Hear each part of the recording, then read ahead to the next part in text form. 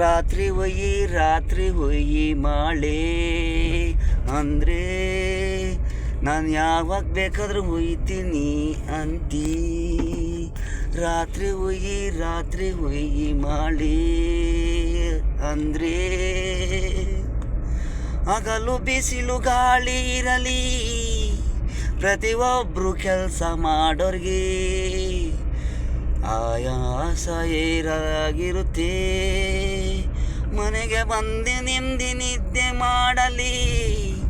ರಾತ್ರಿ ಹೊಯ್ಯಿ ಮಳೆ ಅಂದರೆ